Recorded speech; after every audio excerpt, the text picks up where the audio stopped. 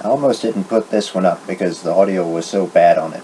I went through and tried to fiddle around with it, and I couldn't get the damn thing figured out. So I'm switched it back to the way that the Kudlow people put it out in the first place, hoping maybe that somebody else could do something with it, because it's just got it's like their levels were blown out. But anyway, it's worth a listen to, because there's a lot of high-profile people that came on Larry Kudlow after the election, and you'll get their reasoning.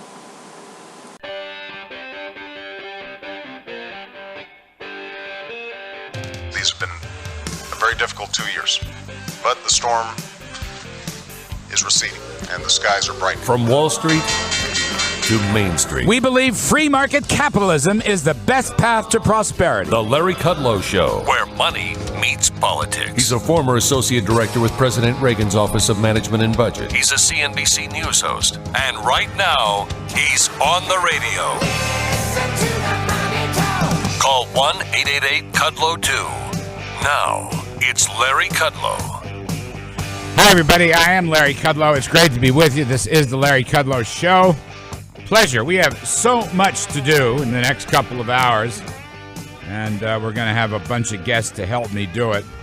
Our contact number is 1-888-583-5692. That's 888-583-5692. Yeah, we have the fiscal cliff to talk about. We have the post-election to talk about. We have the very unfortunate and regrettable General David Petraeus resignation to talk about. That's a sad, terrible story. We got a lousy stock market this past week. The post-election stock market really crunched down by, 450 points at one time. The Dow's off to almost 300 points for the week. People are worried about the fiscal cliff. They're probably more worried about it than I am, but we will talk about all that, and we'll do a little post-mortem on the Mitt Romney defeat by President Obama. That's the way life works, folks, and we have to accept that, as I am accepting it a day at a time. I didn't think Obama would win, but I was wrong, and so life goes on. I want to begin with a brief essay, though, on sort of the general story, probably centered around this fiscal cliff business. For those of you who may not know all the details, you've got a gigantic $500 billion tax increase, which is scheduled to kick in January 1st of the new year, 2013. And along with that, about $100 billion in spending cuts, if they ever get to them. And the payroll tax would end also. The temporary payroll tax would expire. Okay. What I want to say here, my basic point, and this is true for the whole post-election period, but it is particularly true now, is please, Republicans, don't go wobbly. Do not go wobbly. Do not try to act like Democrats. Stay with your free market economic principles. I have some thoughts also about immigration policy, which I think killed Governor Romney, but particularly stay with the free market economic policies, which I think helped Romney in the election and helped to get past the difficult legacy of George W. Bush. And I want to start on this point with the whole fiscal cliff issue. Okay, now yesterday you heard the dueling press conferences, House Speaker John Boehner and President Obama.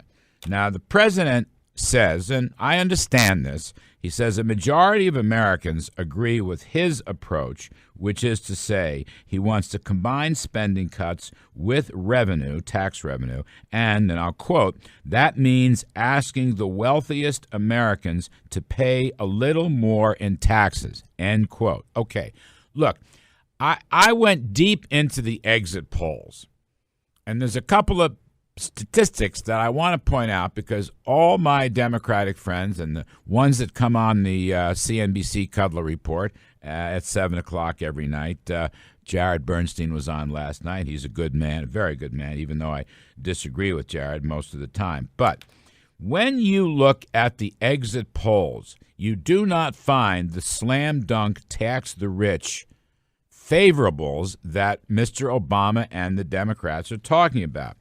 To wit, there's a question asked in the exit polls, quote, should taxes be raised to help cut the budget deficit, end quote. Should taxes be raised to help cut the budget deficit? That is the most general tax question asked in the exit polls. Only 33% answered yes. 63% responded no. Now, I don't know if you knew that. I don't know if you read that. Nobody's talking about that, but it is right there in the exit polls. 63% said no, don't raise taxes to cut the budget deficit, and only a third said yes. Well, that's important. Now, when you ask the question narrowly, not whether you should raise taxes to cut the deficit, if you just ask the question about income tax rates, all right, just ask, assuming you're going to have an income tax hike, then it is different. And yes, the Obama position did prevail, but not by that much. Okay, listen to this. 13% are okay with an income tax hike for everybody. 47% wanted an increase only on incomes over $250,000. That's the Obama position. 35% don't want increases for anybody. So, yes, most people favor taxing the so-called rich. I mean, why not tax them instead of me? They have more money than I do. That's been true for a long time. But really, the spread here is 47 to 35. It's not even 50%. It's not a huge spread. It's not a huge mandate. And when you juxtapose that against the first question, whether taxes should be raised at all to cut the deficit, 2/3 say no, 1/3 said yes. So this is not at all clear cut that the country is clamoring, A, for higher taxes, which it is not, and B, for taxing rich people, which, yes, a slim majority favorite, but that's all. It is not a mandate. It is not a mandate, and that's why I think House Speaker John Boehner is right on the money with his tax reform ideas, some of which, by the way, come from Governor Mitt Romney's presidential campaign. Let me try to lay this out so everybody understands it. We'll get back to this later in the show. It's going to be a theme. Boehner is saying, do not raise the top-end tax rates. Do not raise them. That's 33 to 35, 35 to 40. Because if you do, you're going to damage economic incentives. You're going to damage economic growth. You're going to damage investment incentives. That's what happens. When it pays less to take risks, when it pays less to invest, when it pays less at the margin to work, you get less work, less investment, less risk-taking, and so forth. You do not want to risk that in an anemic, weak 2% economy, which didn't really come up in the news conference yesterday from President Obama, but that's the reality. This is still, his victory notwithstanding, this is still the worst modern recovery on record going back to 1947, whether you're talking about jobs or overall GDP. Now, Boehner has a better idea. Instead of raising marginal tax rates, which supply-siders like myself think impact incentives, Boehner's a compromise, saying, well, I tell you what, let's limit various tax loopholes and deductions. Let's limit them for individuals. Let's limit them for corporations. And what will happen here is you'll get some more revenue. You'll get more revenue because you're going to put a cap on the deductions and loopholes. That was the Mitt Romney idea. About a $25,000 cap for upper income payers on their various itemized deductions. It's only upper income people that take itemized deductions. I think 80% of taxpayers do not take them at all. So that's what Boehner is saying. Keep the tax rate low. That's the marginal tax rate you pay on the extra dollar earned. Keep that where it is. But, Mr. President, Boehner is saying, if you want revenues, and you want revenues from upper-income taxpayers, then let's do it by putting limits on tax loopholes and deductions, which, by the way, I think are completely unnecessary. I mean, my pure supply-side position is basically a flat tax. What I would argue is lower the tax rate as much as you can and get rid of the deductions and loopholes. So I guess optimally, to use my mentor Art Laffer's idea, you'd have something like a 15% flat tax rate, and you'd have a clean bill. You'd have no deductions and no exemptions, or maybe just a couple, maybe the child tax credit and the overall family tax deduction. That's the Steve Forbes idea. That's the Art Laffer idea. That's the Larry Kudlow idea. That's the Steve Moore idea. That's the Dick Armey idea. There are a lot of us have been saying this down through the years, and it comes out of the Ronald Reagan 1986 tax reform plan, which got the top rate all the way down to 28%. So what I'm saying is, in summary, Boehner is offering a concession. John Boehner, the Republican House Speaker, he is offering a concession. He's saying to the president, we'll give you more revenues. The source of those revenues will come from the upper income payers, but we will not raise tax rates. We will simply limit or abolish loopholes. You get more revenues, same low tax rates. The wealthy will pay more. That is a GOP concession. It's a Republican concession. But it is also a pro-growth position. And it does find common ground on the revenue question without damaging the economy. And then, of course, if the deal can be made before year end, it'll open the door to a much larger agreement in 2013, presumably on tax reform, spending reform, entitlement reform, and so forth and so on. That's all down the road. The trick here for America is to avoid a $500 billion tax hike, which will surely throw us into a recession. You know, you'll have -2%, -3% in the first quarter of next year, and some of that is already trickling down as warnings and layoffs are occurring already here in the back half of 2012. And the stock market reflects this. The market's been in a slump now for the last couple of months.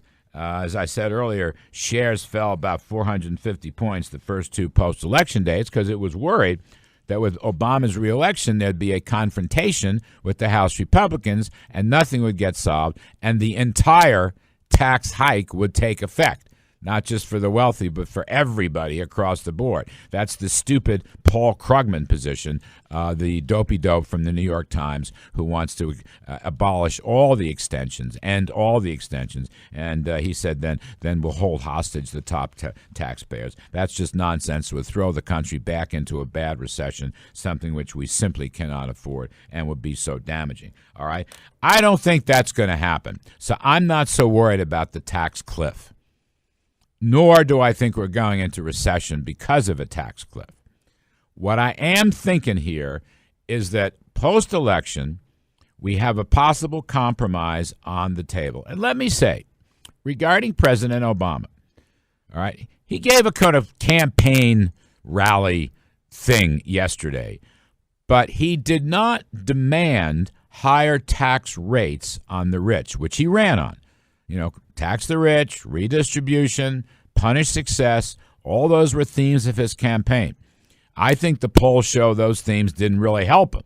But the point I'm making is he didn't insist on higher marginal tax rates as he did during the campaign. So there's an olive branch there. So that Boehner is making a concession on the loophole revenues, and the president may be, I don't know this, but may be making a concession that he will accept the closing of the loopholes rather than raising the top rates. We will see. I'm keeping an open mind. Those of you who have been watching the CNBC Kudlow Report know this week that I have not bashed Obama. I will not do it. He just got reelected. My hat's off to him.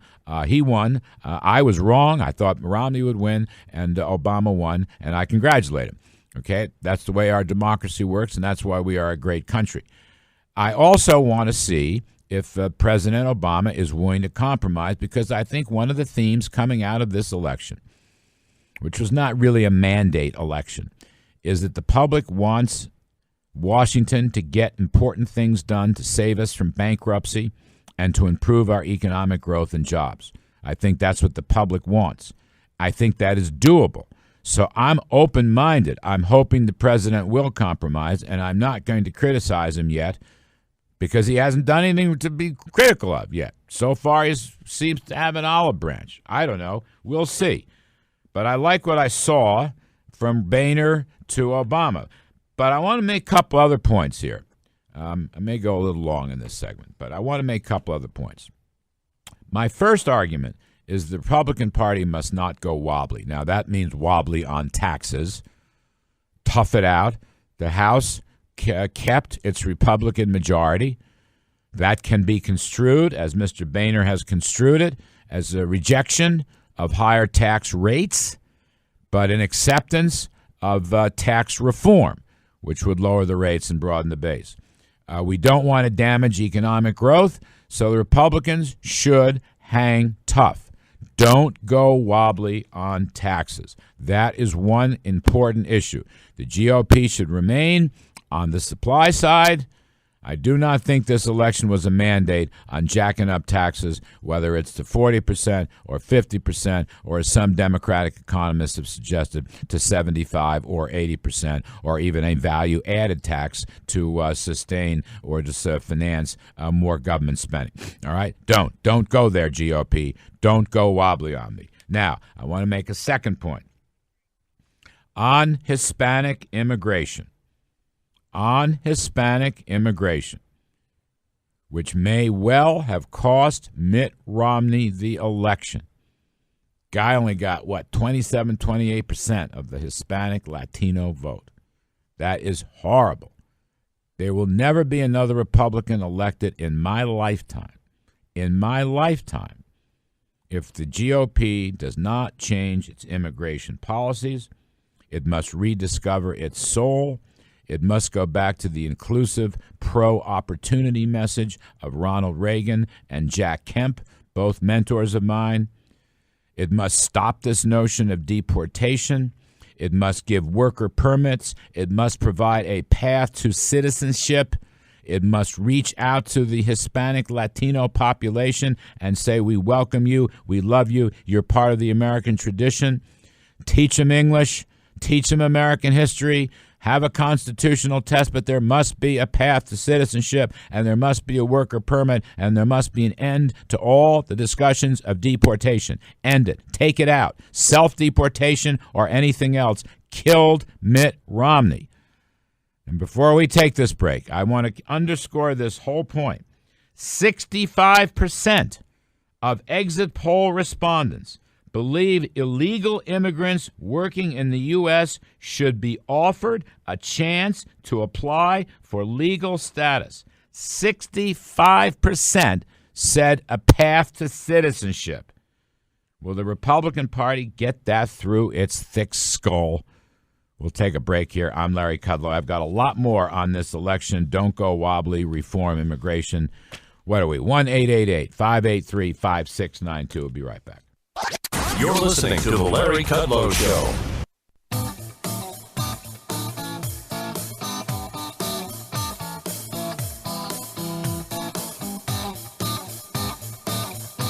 Making money makes sense. You're listening to The Larry Kudlow Show.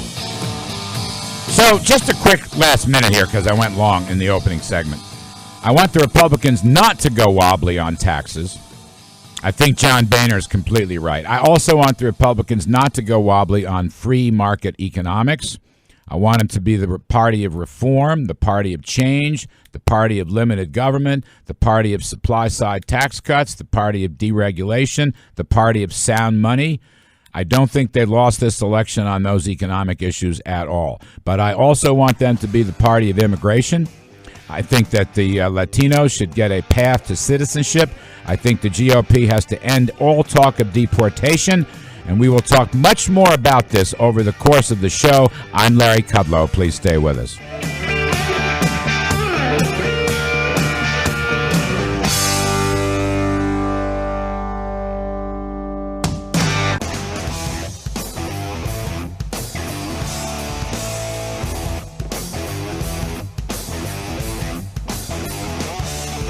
The economy is the biggest story of our time. That's why you're listening to The Larry Kudlow Show. Welcome back, everybody. I'm Larry Kudlow. So, who got it done in the news this week? Who got it done? Well, the answer is Barack Obama. He got it done. This is brought to you by Grainger. Over 900,000 products for the ones who get your job done. Call Grainger, click on Grainger.com, or stop by one of their branches. Grainger for the ones who get it done. That's right. Barack Obama got it done. That is the reality. Deal with it. We got a full call board. I'm surprised. Interesting. Just scanning the call board, I don't see any mean, nasty, and brutish attacks on my call for liberalized immigration. Very interesting. We'll try to get to the callers later on, but we're going to bring in two of my favorite political analysts, Matt Lewis, the Daily Caller, political analyst and reporter, and Jennifer Rubin, Washington Post right-turn blogger and contributor to CNBC. You guys are great. Thank you. Whoops. Thank you for, I don't know whose phone that is, but I'll see who's around. Couple things. Let me start with Jennifer. Are you there? If you'd like to make a call. All right, we'll get Jennifer back. Let me go to my friend Matt Lewis. All right, Matt. And then dial your operator. Let's talk to Matt Lewis, Daily Caller. Matt, I think one of the first orders of business has got to be a complete, thorough overhaul of Republican Party doctrine on immigration. That's all.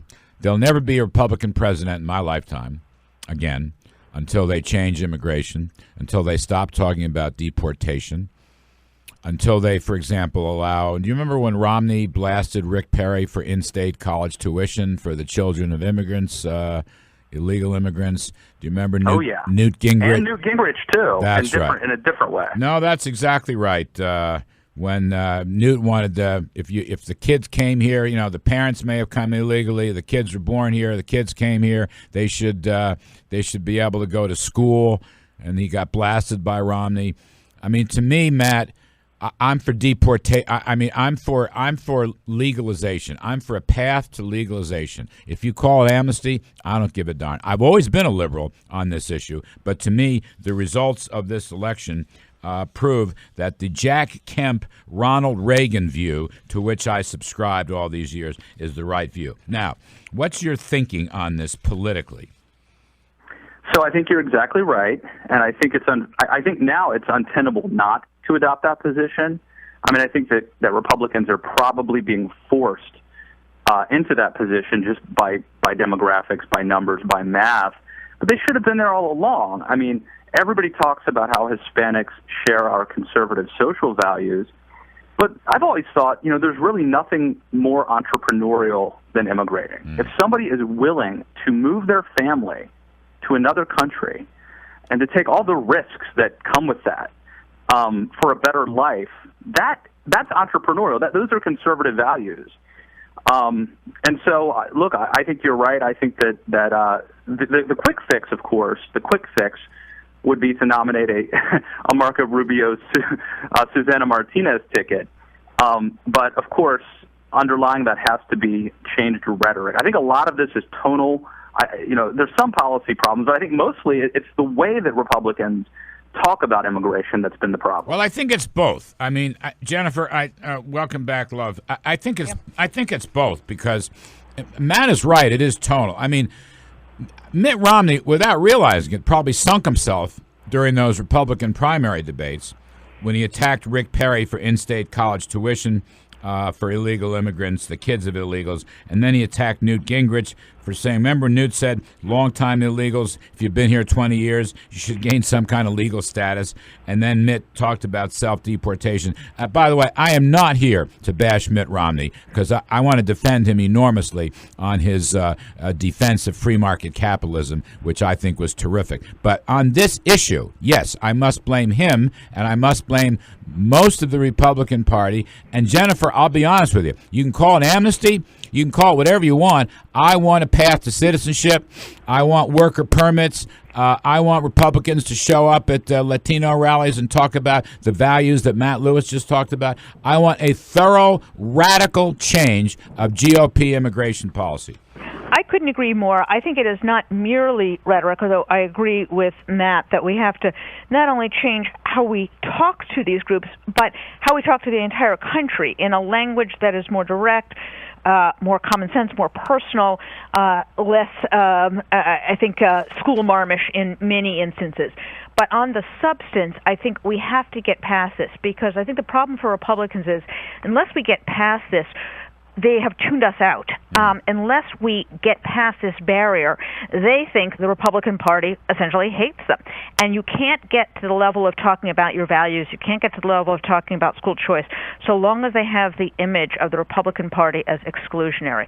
And by the way, I do not think opposition to immigration reform is a particularly conservative message. They're concerned about law and order. Well, you change the law, and then you deal with people in a reasonable process. If you want to have people pay some penalty for being here illegally, or you want to have people do community service, that's fine. There's nothing conservative about refusing to reform the immigration rules. We are free market capitalists, and we should welcome people who want to share their labor and interests and energy with us. And I agree with Matt, entrepreneurial spirit. This is not a core value of conservatism to exclude immigrants. Right. I don't know where this came from. People got terribly confused. I don't know where this came from. I mean, I don't either. I actually think, I hate to say if this. I could just jump in, I will say this. I think that Mitt Romney, and I don't want to bash him either, but we're talking about this issue today, and I do think he pandered to the base on this.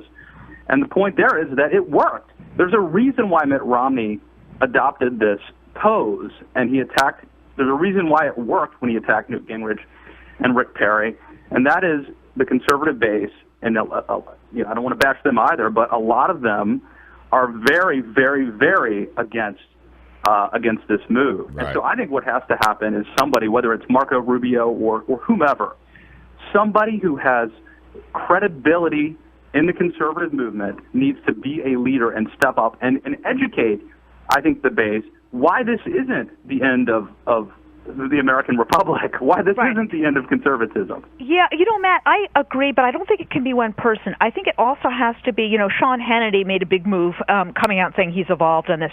You need talk show hosts, you need think tanks, you need Tea Party groups. It really has to be a all-hands-on-deck effort. It's got to be a phalanx of new leadership. Exactly, because any one individual who steps forward is going to get killed. And it's going to take people like Jim DeMint, whose conservative credentials are pristine. It's going to take people like Sarah Palin, who remains really a figure of affection and respect among many grassroots efforts. These people have to decide whether they want a Republican Party that can be a national governing party or simply a debating society. But with all due respect to my old friend Pat Buchanan, his wing of the party must be defeated and crushed and thrown out. That is where the anti-immigration wing stems from. The Buchanan runs for president, and there was the lingering that George W. Bush tried his darndest in the 2000s as a Texas governor who had good relations with the Latinos and got 40% some out of the vote. In other words, the governors of Florida, the elected officials in Texas, the few elected Republicans in California, they know how to handle this. The Arizona immigration stuff by Governor Jan Brewer was so damaging, in my opinion, beyond belief how damaging that was. Night after night, she went on a certain cable television station and pronounced this anti-immigration rhetoric and notion. I mean, border security is okay. Border security is okay, but that is not the answer. Stopping cars with Latinos in it is not the answer. What is the answer is legal work permits, pass the citizenship, let the kids go to school. I'm talking radical change. It's got to come from the whole leadership of the Republican Party. Otherwise, we will never elect another GOP president. It's not going to happen. And by the way, let me throw in Asians, too. Let me throw in Asians. Can you imagine Asian people who are regarded as hard-working, entrepreneurial, pro-business people are deserting the Republican Party? Asians? Why is that? That made a big difference in this election, too. Why is that? Absolutely. Well, I think once you begin to work on the immigration problem, first of all, we're not talking about purely Hispanic immigration. We're talking about all sorts of immigration and a reasonable process for encouraging people who want to work and succeed to come here. And I think once you break down the impression that this is an all-white party, lots of other groups will be attracted. There's a huge, Indian, Pakistani population in this country, Asians, Hispanics. I do think, however, that at least with respect to the, as you put it, the Pat Buchanan wing of the party. And there are some talk show hosts out there, and there's some websites out there. You know what? They've had their chance. The party has clung to a exclusionist immigration party, and we've lost 2 big elections in a row. Absolutely. If they had a governing majority, we would have won. So they lost. Let me say too. I think Jennifer's absolutely right. And look, I like Pat Buchanan. I think he's wrong on this, but I think he's at least sincere. My concern, Larry, there is a conservative media complex that makes money off of page views and clicks and TV ratings by ginning up this sort of divisiveness. And it's good for their ratings, very bad for the conservative movement and America. I mean, you know, Reagan, it's funny. Reagan signed the Simpson-Mazzoli bill in 1986, which was essentially an amnesty bill, okay? That's what it was. Right. And down through the years, many of the anti-immigrant wing of the GOP have criticized Reagan for that. What I'm saying is that the guy not only had good common sense, he had good values. He said, you're here, and we're going to welcome you here. And Jack Kemp always made the same argument: inclusiveness, opportunity for everybody. So the basic fundamental values that the Republican Party has to go back to. All right, I think we all agree on that. I want to get you guys on some. I got a whole bunch of phone calls here, but it's interesting. I'm looking at the call board. People are not usually. I'm a liberal on immigration. I always have been. People usually attack me on this show, but actually it doesn't look bad this morning. Maybe the message is getting through. We're desperate for victory. You know, a defeat is a very strong motivator. It's very true. Here's one that says Republicans would have done well if Rubio was on the ticket. All right, I love Marco Rubio. His time may come. I'm not sure that alone would have been the answer. But in any case, let me just ask you about this David Petraeus thing, both of you. What the hell's going on here? Is this a political issue? Is this a moral issue? Is this an FBI issue? I am totally confused by this. I just know it's a really bad story. Jen, you first, because I know you've written about this. This is truly bizarre. First of all, what the heck was the FBI doing investigating the CIA chief's emails?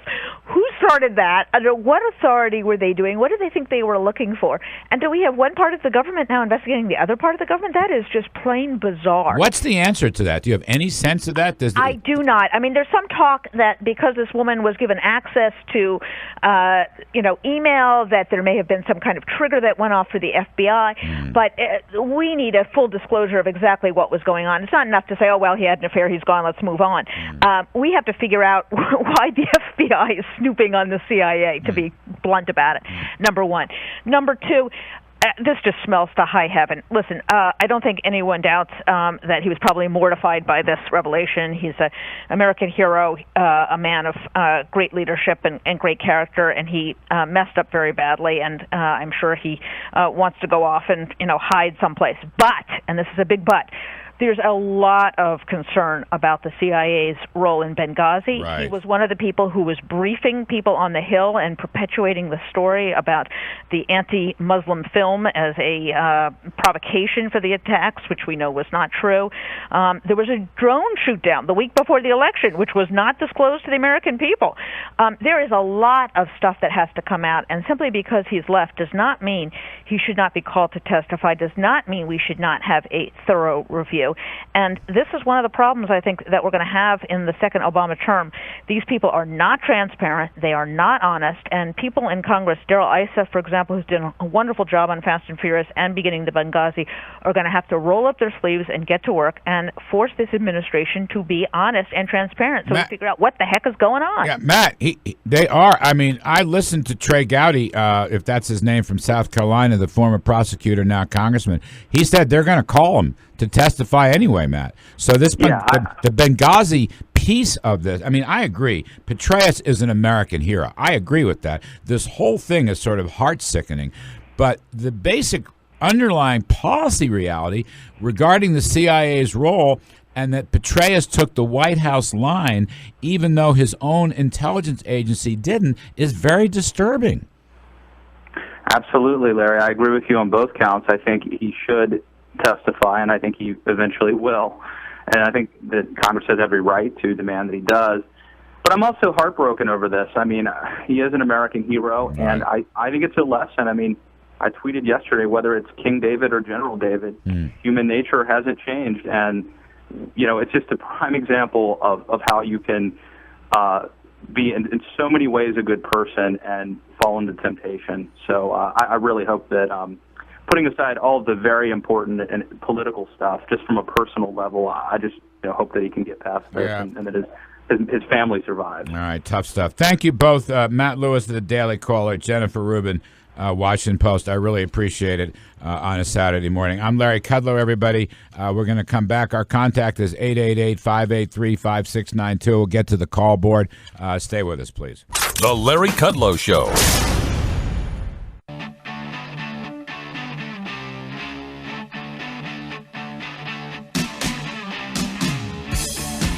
Where money meets politics. It's the Larry Kudlow Show.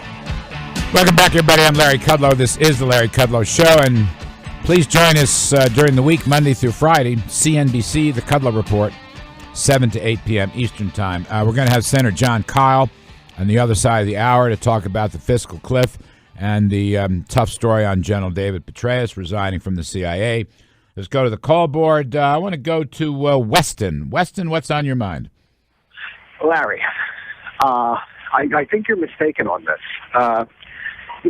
Romney and the Republicans have been very receptive towards the Hispanic community. I'm conservative. I know they're hardworking. I want there to be a path to citizenship. But the problem is that they're hearing an alternative message from the Democratic Party, which is the message of big government and government security and government handouts. And what the Republicans need to do is be very candid. I'm going to be candid right now and say to them, listen, there are two paths that you have here, a choice. You can either go down the path that the Italians and the Germans and the Irish went down, the Jews, everyone, and become citizens of this country, be Americans, hardworking, and adopt the American idea of hard work and advancement. Or you can go down the path that the Democrats offer, the one that the black community unfortunately finds itself mired in. Right, the welfare, the welfare dependency. All right, I don't. And you say them. No, I got to cut in on here because look, I agree. Everybody's going to be faced with those kinds of decisions, but those are second decisions. The first decision is the Republican Party has to stop talking about deportation. They have to stop talking about, these are illegals and they're breaking the law. They have to understand, as Newt Gingrich argued in one of the debates, that you're talking about immigrants who have been here 15 or 20 years and are part of the fabric of the community. And yes, they may have come over illegally, but they are good citizens and hard workers. The Republicans should get off their back. The Republicans should talk about a path to citizenship. The Republicans should talk about letting their kids go to school. The Republicans should stop talking about self-deportation. There are so many buzzwords, catchphrases, and just plain inaccurate facts coming out of the mouths of certain people in the anti-immigration right wing of the GOP, okay? And look, I'm not conservative. I'm a conservative. I have been for 35 years, okay? I worked for Ronald Reagan. I'm still a contributing editor to the National Review. Unfortunately, I disagree with my own magazine's policies on the issue. But most of all, I'm a Ronald Reagan, Jack Kemp, Opportunity Society guy who believes in inclusiveness. And this whole immigration argument has come home to roost because there's no question it cost Mitt Romney the presidency. So now is the time for radical change and transformation. And it's going to center around a path to citizenship and a different tone. I'm Larry Kudlow. We're going to take a break. Senator John Kyle on the other side.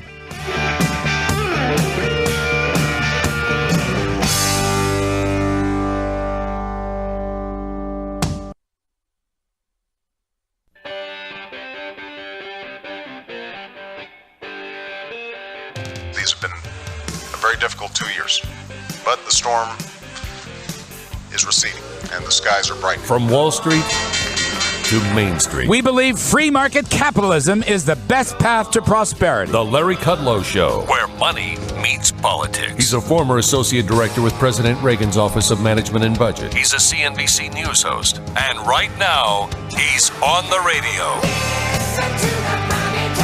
Call 1-888-KUDLOW-2. Now, it's Larry Kudlow. Welcome back, everybody. I'm Larry Kudlow. This is the Larry Kudlow Show. It's a great pleasure to be with you. Our contact is 888-583-5692. We're talking about David Petraeus. We're talking about the tax cliff. We're talking about immigration. We're talking about the aftermath of the election. Most importantly, we're talking to one of the most distinguished senators in my lifetime, Senator Jon Kyl of Arizona, back on this radio show, for which I am very grateful. And I want to say to you, Mr. Kyl, I know you're retiring, and I'm sure that's a great thing for you. But for the rest of us, your retirement for the Senate is not going to be a great thing, because you're so good on the issues and you're so persuasive that we are going to miss you a lot when you retire from the Senate. Well, Larry, I appreciate that. You've had a big influence on the other side, and maybe I can continue to do that we conservatives all believe in the private sector, so I'll return to the private sector and try to do some good there. All right, well, that's terrific. That's the best news of all. Senator, I want to talk to you primarily about the fiscal cliff debate, as we did on the Kudlow Report last night. But before I do, can you weigh in just briefly on this awful story, American hero General David Petraeus, forced to resign from the CIA? What are you thinking about this, sir? Larry, I really don't know. I don't have any inside information on it. I'm very disappointed as a personal matter, of course, for General Petraeus, but for the country.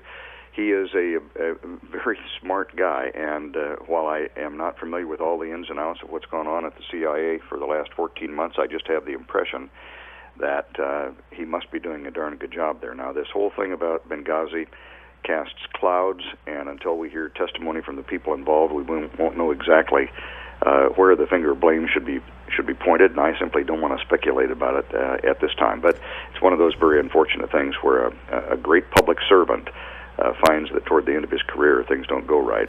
So really, the right position is regarding Benghazi and whatever contradictions are coming out of the CIA and the White House. We just need to wait and see. Is that fair? If he does testify, let's wait and see what the story is here. Yeah, it's idle speculation otherwise, and it doesn't serve any purpose. There are enough problems. I mean, we know the two big problems were a lack of heeding the warnings that we clearly had about the dangerous security situation over there, and failure to do anything about them, and then the cover-up afterward, where the administration, I believe, trying to conform everything to its narrative that Al-Qaeda was defeated, thanks to the president having given the order to kill bin Laden. We didn't have to worry about terrorists anymore, and this, of course, ran counter to that, so I think they were trying to cover it up, and, of course, got away from them. All right, let's leave that there. Let me move on to the fiscal cliff. Let's talk some more. I thought, maybe I'm being naive, but I thought what I heard from President Obama yesterday, he didn't, I don't think he even used the word tax rates regarding the upper income brackets. I know he campaigned on that. I know down through the years he's sounded like a class warfare guy, and he wants to punish success, and he's been taking a lot of cheap shots. But I didn't really hear that from him yesterday. And I guess the question for our listeners is your opinion. Can John Boehner's idea of loophole closers or limits to provide revenues on the upper income taxpayers, can a deal be made that would not be anti-growth, because the marginal tax rates would be left in place, and would be a step in the direction of tax reform to limit the loopholes and so forth? Do you think at this point, I know it's early, that there's a deal there? Sure. There are several ways to get to a deal, and let's first of all distinguish between a short-term solution here to avoid the fiscal cliff and longer-term tax reform.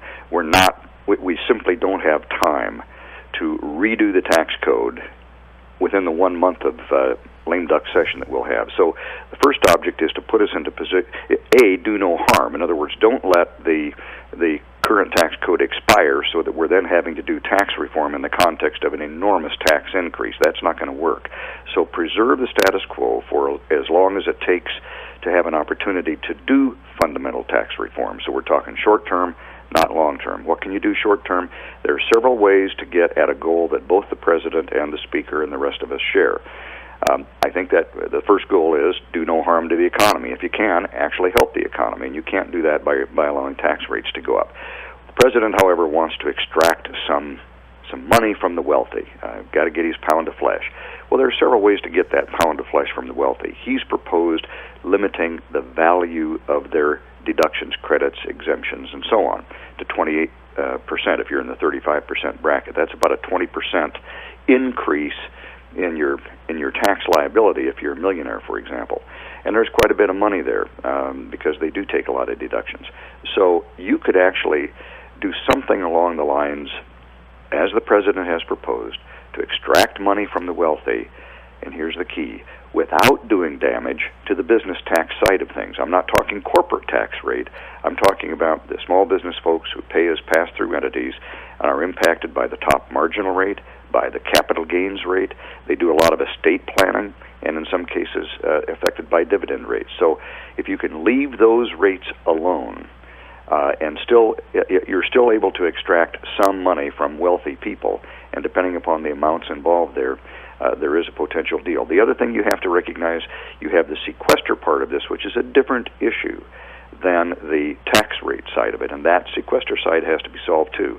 But it can be solved because you're only talking about $100 billion in savings, and you could even throw a little revenue in there if you had to, and at least get over the fiscal cliff for the short term to give the new Congress time to do fundamental reform. Are you thinking about, let's see, a one-year extension? In other words, if you had, let's say, the Boehner plan, which, as you note, it's interesting. Right, Obama wanted a 28% cap, as I recall. Right. On the upper. And I'm not proposing it. I'm just saying there's a way to get there because that's what he's proposed. And suppose we did that, at least you wouldn't be impacting the business taxes. Right. And Romney actually had something similar. Yeah. Whether he had a dollar limitation. Well, he had, yes. So what he was going to do is say that nobody could take more than, say, $17,000 or $20,000 or $25,000 in deductions.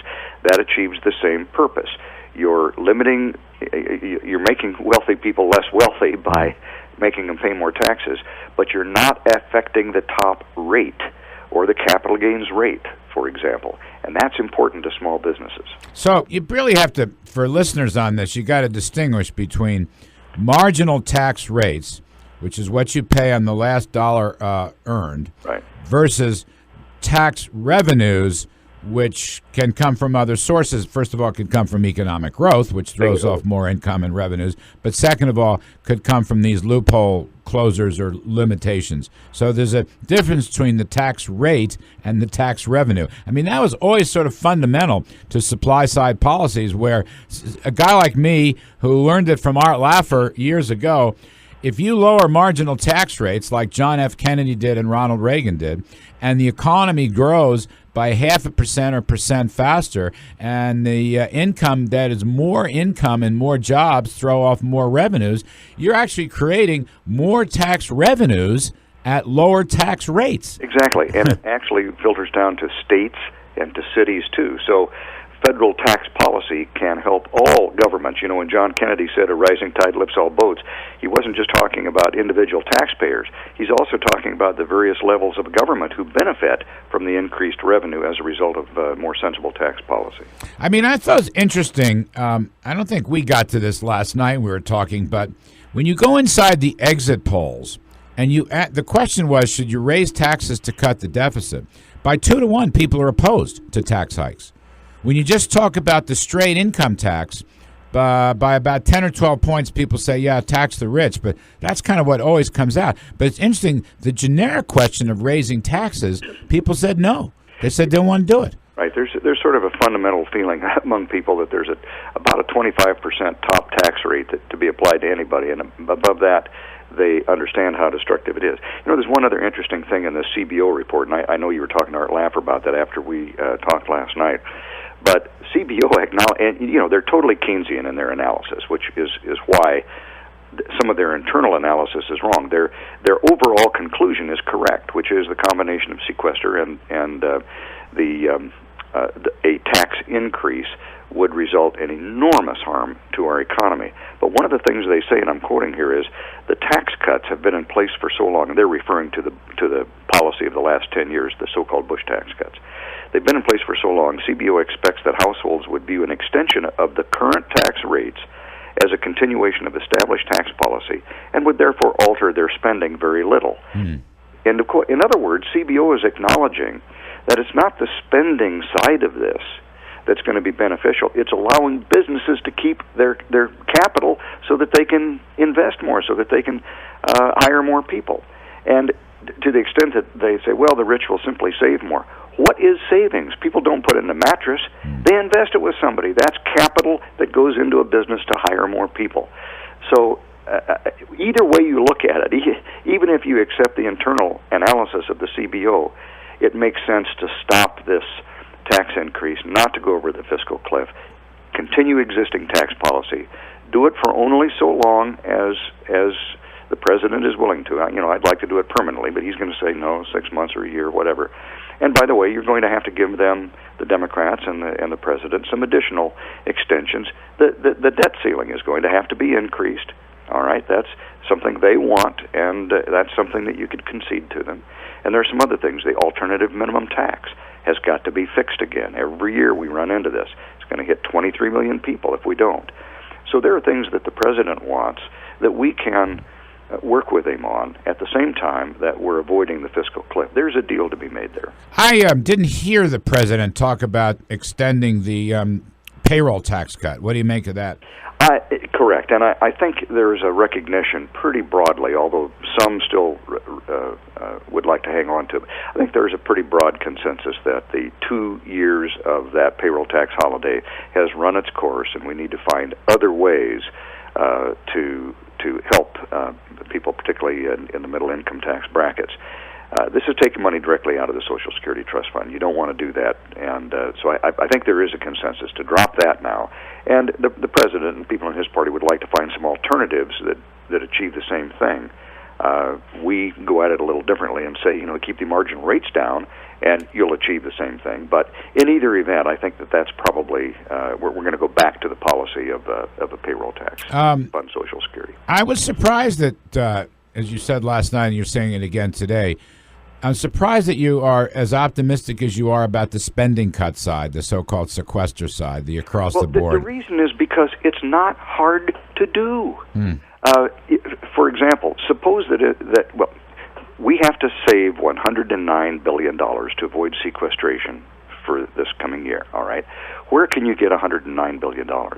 You can get half of it, $60 billion, by simply extending the president's freeze on federal pay to the middle of 2014. That's half of it, $60 billion. You can get the other $60 billion by doing half of what Simpson-Bowles recommends. They say when people leave the workforce, for every 3 that leave the federal workforce, just hire 1 back. We say, well, let's hire 2 back. So you hire 2 out of 3, that saves another $60 billion. There's $120 billion right there. It's over a 10-year period. So there are numerous ways to reduce the cost of government, which was the whole purpose of the budget reductions with the sequestration as the alternative. And it's a much more sensible way to do it than this across-the-board cut, particularly as it affects defense. Senator John Kyle, can I impose on you to give us a few more minutes after a brief news break? Sure. All right. You've been terrific. We're talking to Senator John Kyle of Arizona. I'm Larry Kudlow. We're going to take a quick break. Be right back with the Senator. Please stay with us. More Larry Kudlow next.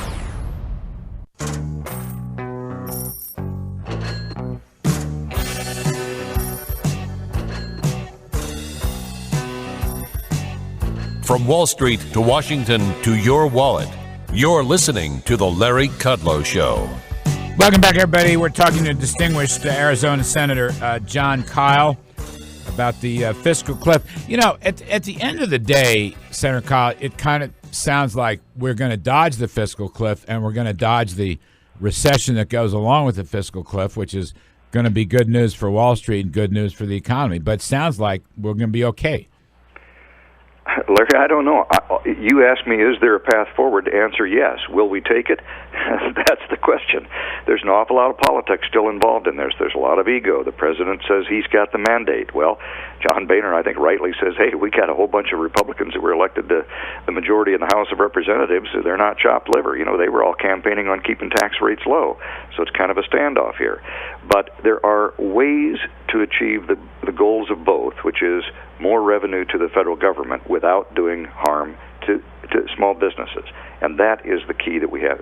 We really have to keep our eye on that ball. And pick up the spending at the same time. Yeah, and one thing that I just want to reiterate, we know how capital gains rates are so sensitive, or that income is so sensitive to capital gain business decisions and investment.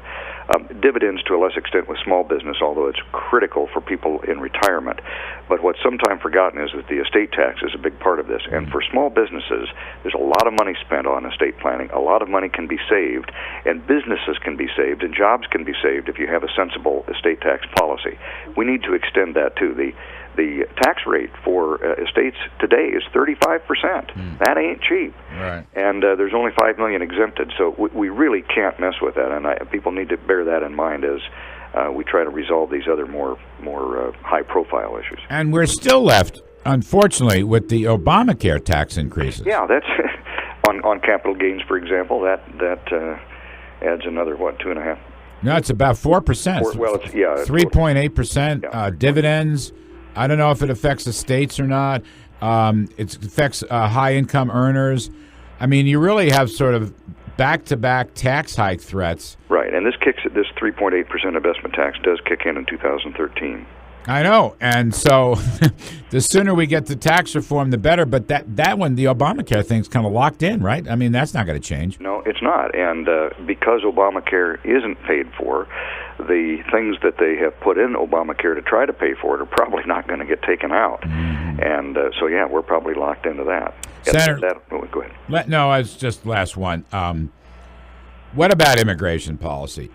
I've been making the case that Republicans have got to reform their views about immigration. It's pounded home by the bad results for Mr. Romney on the Hispanic Latino vote, also the Asian vote.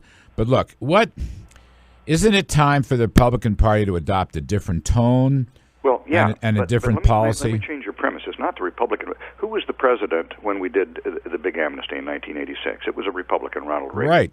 Who was the president that was the most benign in terms of the immigration policy recently? It was George W. Bush. And what presidential candidate and U.S. senator got together with Ted Kennedy to try to do a comprehensive immigration reform? My colleague John McCain, 2006. And then I tried it along with Lindsey Graham and Ted Kennedy in 2007. It was defeated by two groups of people. It was defeated by liberal labor union advocates who didn't who didn't like the competition in the guest worker program and wanted to kill that, and B, insisted on all of the people who came here illegally becoming citizens so they could vote. And on the Republican side, you had those who said, wait a minute, you got to control the border first before we do this. Right. So this isn't something, quote, the Republican Party has a position on. All right. I don't think we should fall into that trap. Thank you, sir. Senator John Kyle of Arizona. Terrific stuff. This whole segment brought to you by Grainger, with over 900,000 products for the ones who get your job done. I'm Larry Kudlow. We'll be right back.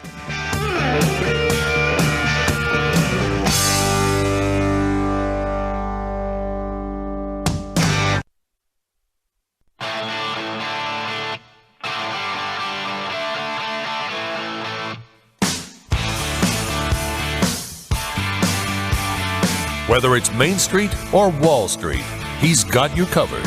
Now, more Larry Kudlow. Welcome back, everybody. I'm Larry Kudlow. This portion of the program is brought to you by Exogen Temporal Thermometer. Doctors, nurses, even teachers and school nurses love the Exogen Temporal Scanner Thermometer. So use Exogen, the professional's choice for peace of mind. All right, peace of mind. I'm Larry Kudlow. This is the Larry Kudlow Show. Join us during the week. CNBC The Kudlow Report, 7 to 8 p.m. Eastern Time. And we got two all-stars with us today. Mike Ozanian is executive editor of Forbes magazine and co-host of Sports Money on the Yes Network. That's an Emmy Award-winning show. And our pal Jack Barusian, CEO, Index Futures Group, CNBC contributor, author, Secrets of the Trading Pros. Welcome back, gentlemen. Mike Ozanian. All right, we lost Mike. He's having power problems. Let me go to my pal, Jack Brusian. So, Jack, I want to try a thought experiment with you. A thought experiment. Suppose that the fiscal cliff goes away. Never happens. They work out a deal. It's going to be a favorable deal like being discussed with John Boehner and President Obama yesterday. Tax rates are not going to go up. The whole tax code will be extended for at least another year, and there may be some revenue raisers by putting limits and caps on loopholes. So suppose the fiscal cliff goes away. No recession, no tax catastrophe. What would that do to your stock market outlook?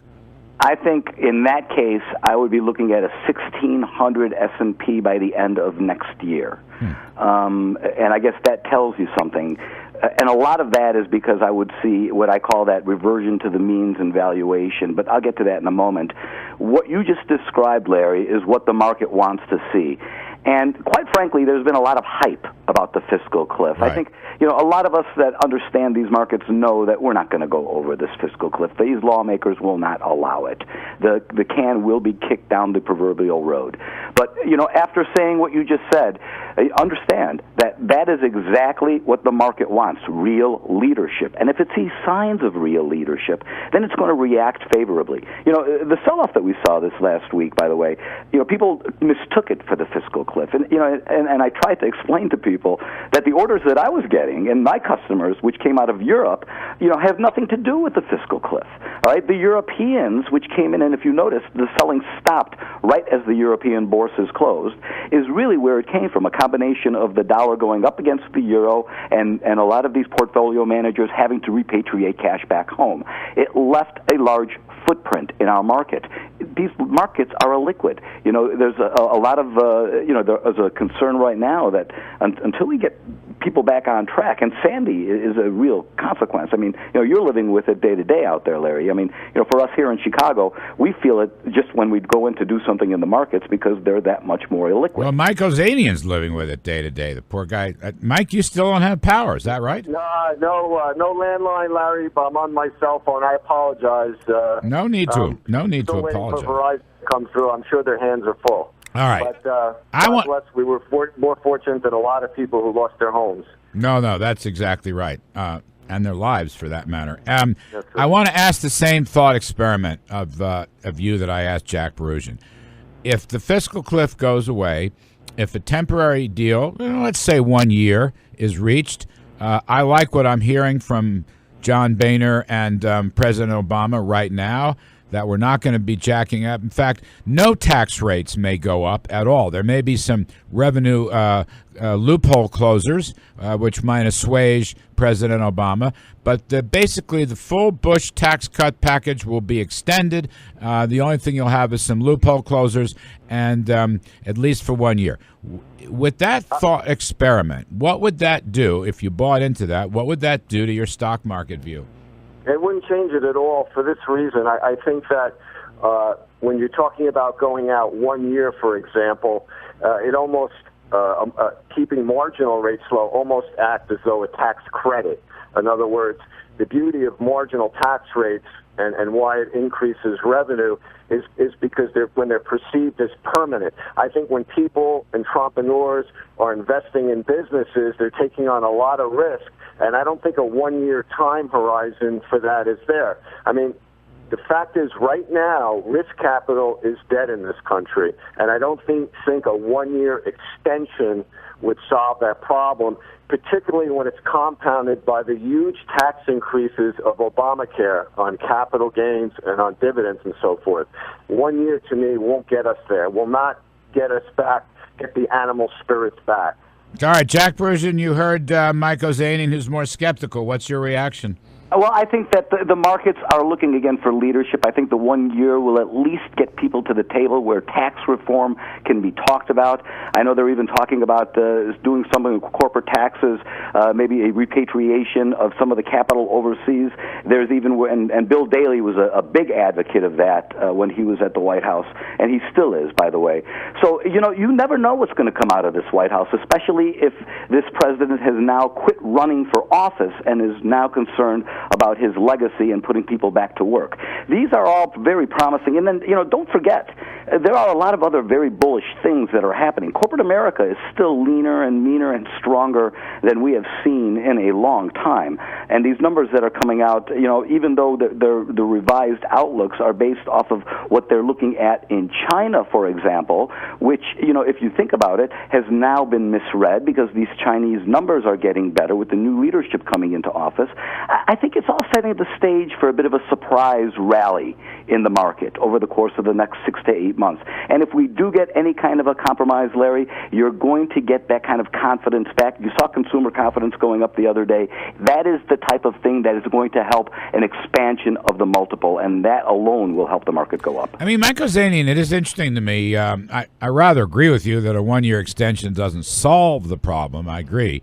On the other hand, a one-year extension creates some, common ground. I know there are going to be some vicious disputes. Don't get me wrong. I don't think that President Obama is changing his stripes in terms of his philosophy and ideology. But I do wonder, regarding the economy and the subject of tax reform, where he's already talking to business leaders and financial leaders, I just wonder whether that might be a positive surprise. Obamacare is going to be a negative surprise. Various pieces of legislation to help unions and have snap elections will be a negative surprise. Possibly a return of cap and trade or some kind of fossil fuel tax would be a negative surprise. That's all in the Obama playbook. But on tax reform, Mike Ozanian, I just wonder whether we might be pleasantly, positively surprised.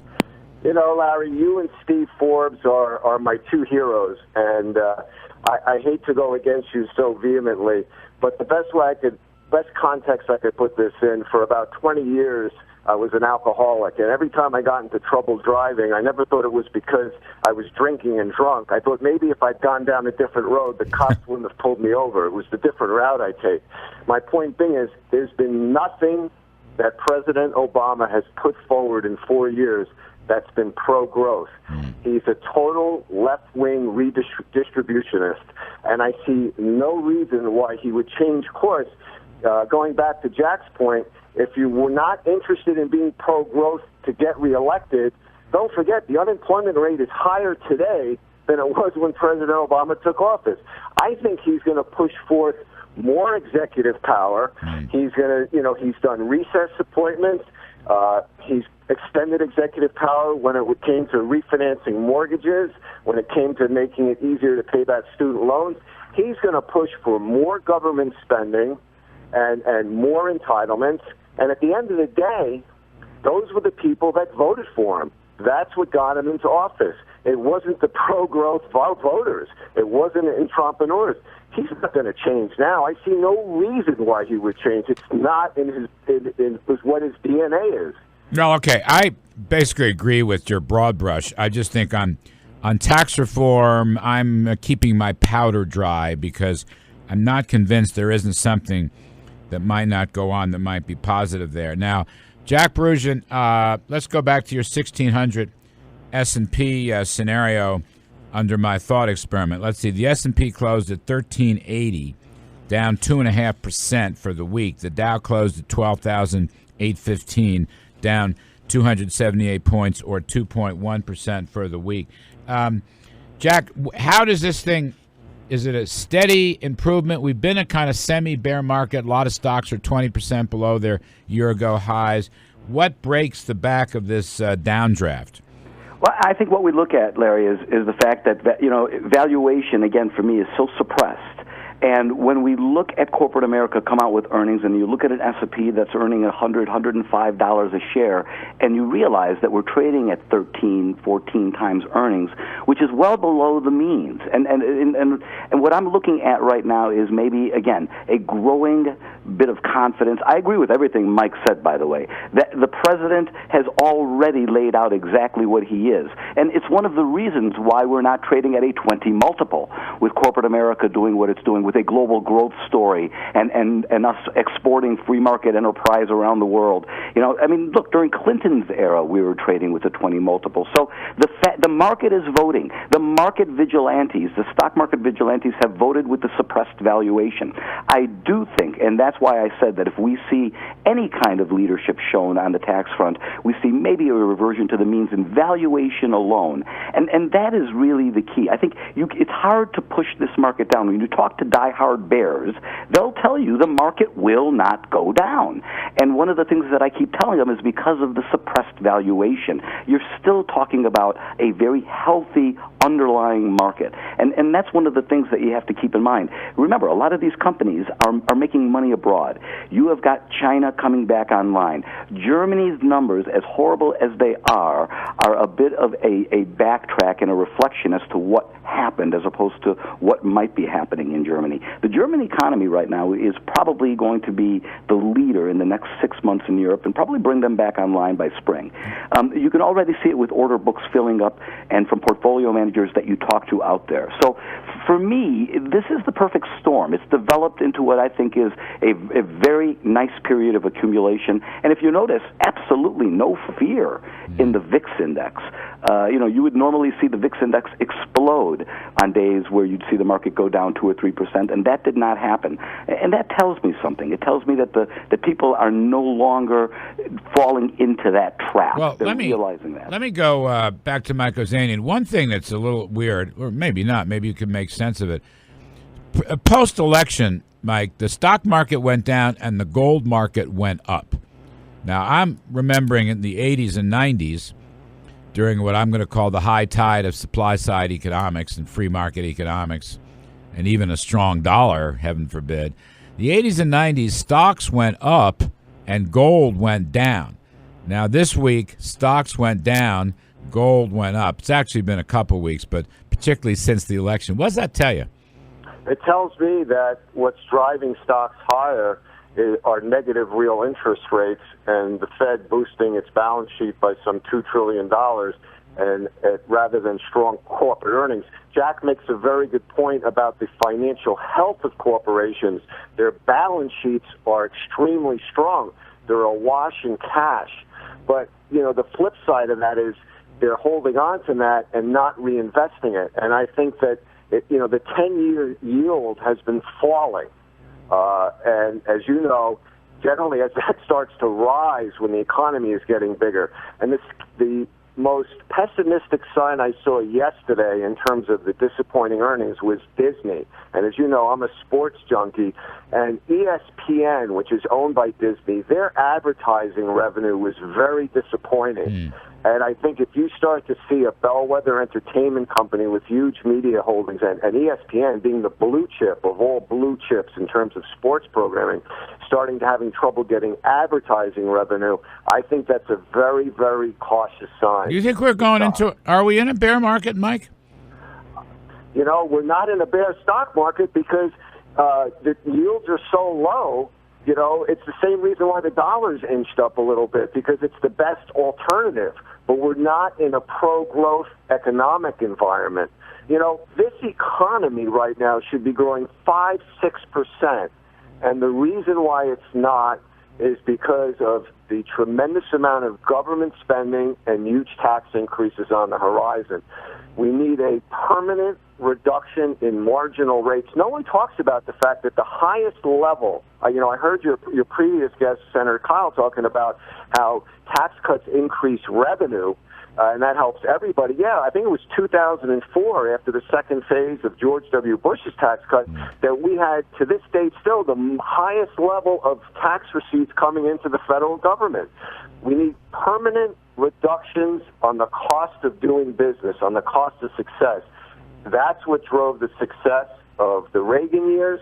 And we need to couple that with a strong and stable dollar and a reduction of government spending back down to below 20% of GDP like Clinton did. And I think the one thing that hurt Romney that I haven't heard a lot of people talk about was his China bashing. Yeah. And we need to get back to that free trade thing that Bill Clinton even grasped. Yeah. All right, we're going to leave it there, gentlemen. Michael Zanian, Executive Editor of Forbes, thank you ever so much. Jack Barusian, CEO of the Index Futures Group and author of Secrets of the Trading Pros. I'm Larry Kudlow. We're going to be right back in a minute and take some calls. You're listening to The Larry Kudlow Show.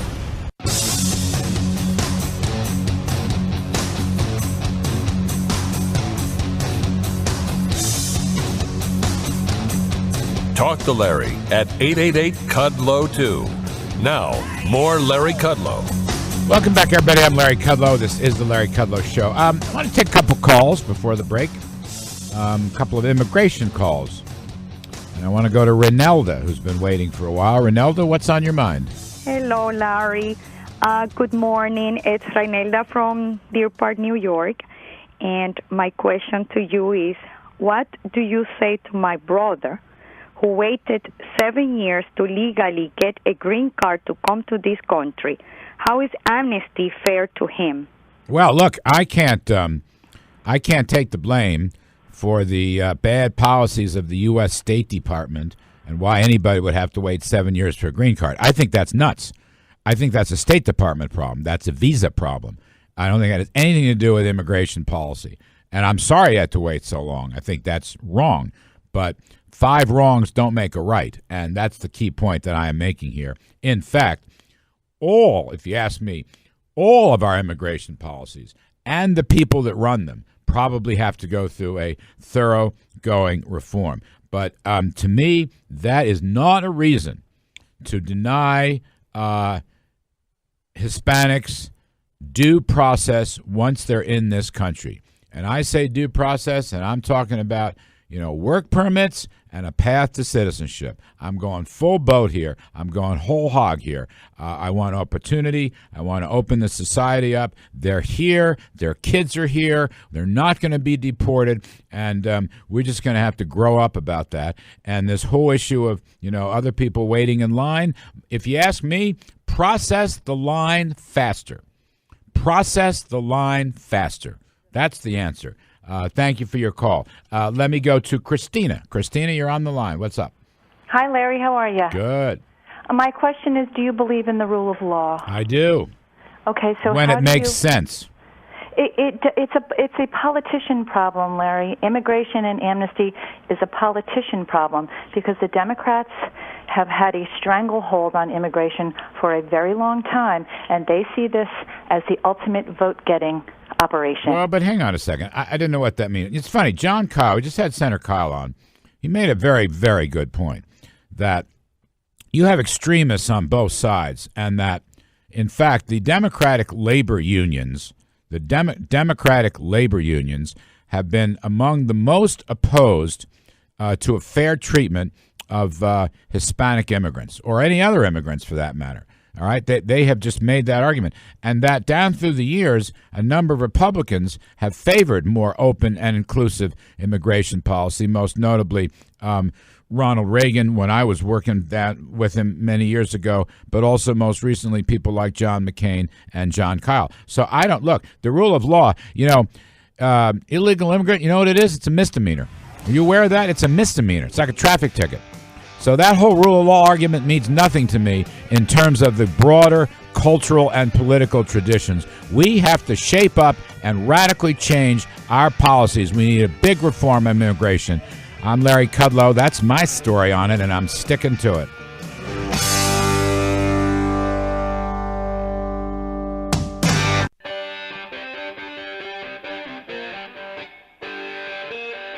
These have been a very difficult 2 years.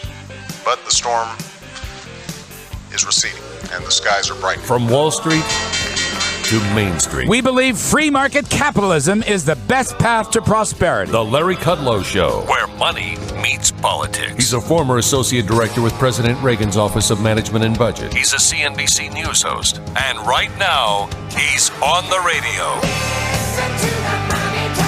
Call 1-888-KUDLOW-2. Now, it's Larry Kudlow. Welcome back, everybody. I'm Larry Kudlow. This is the Larry Kudlow Show. It's a great pleasure to be with you. Please join us during the week. CNBC, The Kudlow Report, 7 to 8 p.m. Eastern Time.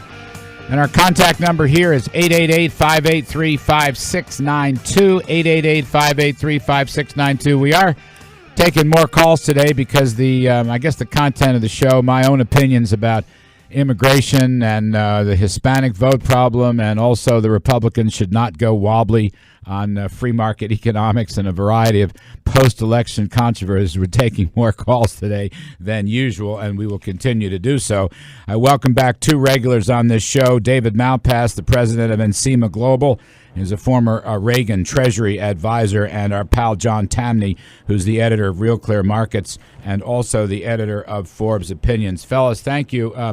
Normally I would reserve this segment for more on the economy, but I want to talk about the political economy. You're both men of the world, and you both write about a variety of different things. So I want to begin with you, John Tamny. Why did Mitt Romney lose this race? I think he lost the race. Immigration would be the headline thing. What a shame that he took the stance that he did. Immigrants are treasures, and I think he lost votes. But ultimately, I think he lost the race because this was one about the economy, and he did not present a very coherent pro-growth plan. The tax cuts, you wouldn't have known he wanted to cut taxes from the debate, really. And then let's face it, protectionist, China-bashing president candidates usually fail. And so if he'd been more pro-growth, I think he wins. You know, it's interesting. On your tax cut point, it's funny. I'm one of the guys who pushed him very, very hard in personal interviews and phone calls and, columns to have a tax reform plan. And I want to say this, and I want Dave Malpass to weigh in on this. Most of the time, Mitt did not really talk about tax cuts. He really didn't. Sometimes he did. And the one time he did, which was the first of the three debates, he was great. He was great. Now, I'm not saying his plan was perfect, okay? I'm more of a flat tax guy, but he got it out. He defended the charge that it would cost $5 trillion in tax cuts for rich people. He talked about capping deductions. He talked about lower marginal tax rates. He talked about increasing take-home pay. There's an article today, gentlemen, in the New York Post. I encourage you to read it. Jim Reason, is that his name? The Fox News reporter, Jim Reason, who said that Romney's presentation of the benefits and merits of free market capitalism at that first debate was the most brilliant presentation that he had ever seen. It's either Jim Reason or Jim Rosen. Maybe it's Jim Rosen is the chap's name. Dave Malpass, I wish I had written that because I thought that's why Romney did so brilliantly during that first debate. He actually gave a seminar on why free enterprise and capitalism and free markets and lower tax rates work for America. And would he have, do I ever wish that he would have done that time and again, and he didn't. So let me get your take on what Mr. Tamny said. Romney had it in his bones. He just didn't get it out enough. Right. And if he had been able to be as clear in the second and third debates, that would have helped a lot. I think part of that is because Obama was kind of sleeping through the first debate, so it gave Romney a chance to really get up to speed and say the things that were on his mind. So in a way, you might say that was the real Romney, and it was a very growth-oriented candidate. And we saw markets move, the polls moved immediately on that. So I don't think we have any evidence from the election that a pro-growth message doesn't work. I think, if it had been a clear throughout the campaign growth message, that would have worked. But within the Republican Party, there is this dichotomy. We are still fighting the growth wing of the party versus the root canal spending cut wing of the party, and that's playing out even now as we talk about the lame duck session. We see both aspects of the Republican Party, and at some point the party's got to decide. I mean, my view view is that the growth side pulls in votes. That's what Americans want. Always. But if you go the other way and you say we're going to be the meanest party of the two, that's really not going to get you the vote. Always. Absolutely right. Look, I wrote this little piece. Thank you, John. You posted it. Some others did. Don't go wobbly on free market economics. That's not the lesson of this election. Now, there's a second part to this, gentlemen, and I want you to chew up. When you go through the exit polls, what you do see is a very bad number. People really blame George W. Bush for the economy. And this, of course, was Obama's argument. And, of course, conservatives said, look, you presided over this thing for 3.5, 4 years, and your policies are responsible for the weakest economic, the most anemic economic recovery in modern time, going back to 1947. But people really did seem to side with Obama in blaming Bush for the lousy economy. And I think that in some sense that hurt Mitt Romney quite a bit. Romney's numbers, when you look at unemployment, economic growth, deficits, I may be forgetting some, but he's split in the exit polls, John Tamney. He's split with Obama. Romney had very slight leads in all those things. He didn't have those, 10 to 15 point leads that some earlier polls showed. So what I'm saying is, I think Romney suffered from the burden of George W. Bush. I think that's an important theme, an undercurrent in this election. No question, he did, and I people don't trust. Here's what I'm trying to say, John. Don't mean to interrupt your flow. Let me. I'm winging it right now. I'm just saying. People don't trust the Republican Party yet on the economy. How's that? That's the summary point I'm making. I think it's a very good point, and I thought one of his major errors, I thought a major error of Republicans more broadly was that they didn't have their Stalin moment where they said, okay, this guy failed, and he failed miserably. Romney should have been in every debate saying, look, I'm different from Bush. I'm not for bailouts of car companies and banks. I'm not for a weak dollar like Bush was. I'm not for bailing out homeowners for mistakes that they made. And look at your president now in Obama. He's doing all those things. Yes, he inherited a terrible economy from Bush, and so by definition, if he had done the right things, as in let the economy heal itself, he'd be overseeing a major boom right now. But his problem is he followed the Bush line too often, and I'm different. But he never made that point. Instead, he said, I'm different from Bush because I want to get tough on China. Well, that China thing was a killer. That was a killer. Dave Malpass, you got to admit. I mean, it says two things. I mean, I know China does some bad things, and there's no question about that. But we do have a World Trade Organization to deal with it. But bashing China all the time, so protectionist and so cheap dollar-ish. I don't know whether it hurt him, but it didn't do him any good, did it, David? No, I think it hurt. It's blaming foreigners in general when Americans really want to think we've got our own fate in our own hands. And so I think coming back to the Bush issue, they could have conceded that hurt the economy and then said, even so, we have a very positive vision of where we're going. And so I think you're saying kind of one and the same, that there wasn't enough of the growth message and the vision message except in that first debate. So, look, now we've got to go forward and decide as a party what the goals are. I think a goal is to get a less bad tax code over the next 2 years. Congress may come up with the view that the goal is to get more Republicans elected 2 years from now, and that could better be done with a worse economy. I hope that's not the way we go. I think we as a party have to have a really positive pro-growth vision, and that starts with, or is critical, how you have the exact tax code in order to allow businesses. Just get you both weigh in on this, Dave. Start with you. I think Boehner's doing the Lord's work here right now. Boehner's standing tough against higher marginal tax rates, and he is engaging in tax reform. Now, it's political because he's giving up revenues, but I don't care. I mean, I don't like loopholes. You don't like loopholes. John, you don't like loopholes. We're all, I think, more or less flat tax guys here. Is Boehner doing the Lord's work? Is his approach correct? I think it was fine that he, got in front of it because the president is coming down with his whole PR effort, as we saw Friday afternoon, to say that he won and we're going my way or the highway. And so, fine for Boehner to try that. I think ultimately you've got to put the president, you've got to have the president make offers. It was very frustrating in Obama's first term that he didn't draft very much legislation at all. It came out of Congress on Obamacare and on the Dodd-Frank bill. Normally, the legislation it starts in the administration and is given to Congress to push forward, and that way you get cleaner laws.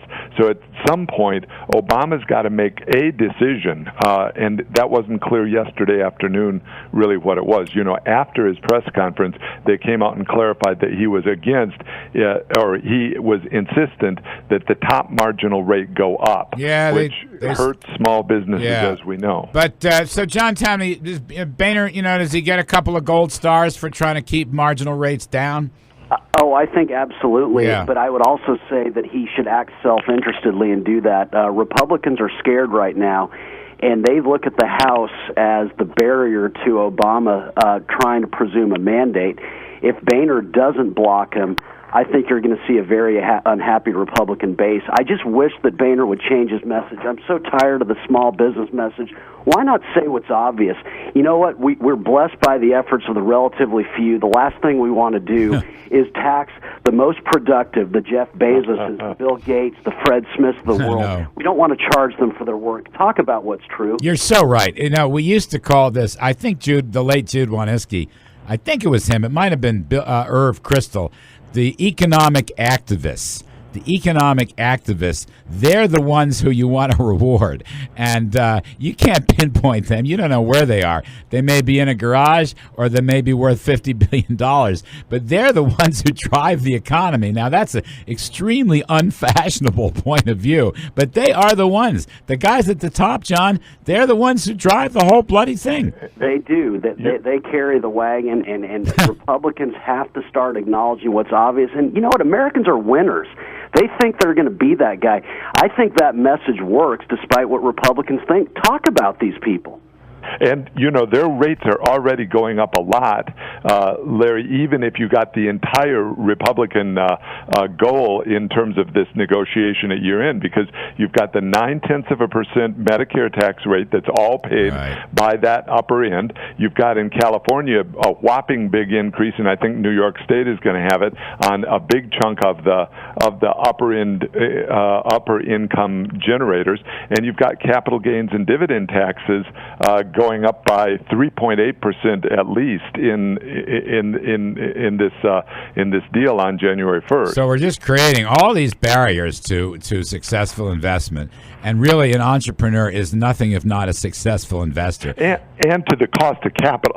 Let's keep in mind the asset prices of the nation depend heavily on the after-tax value, and what is happening is a whopping big increase on that under almost all the scenarios. All right, let's take a quick break. I want to come back and talk much more about the immigration policies from different standpoints. We have Dave Malpass, former Reagan Treasury advisor and now president of Encima Global, and John Tamny, the editor of Real Clear Markets and Forbes Opinions.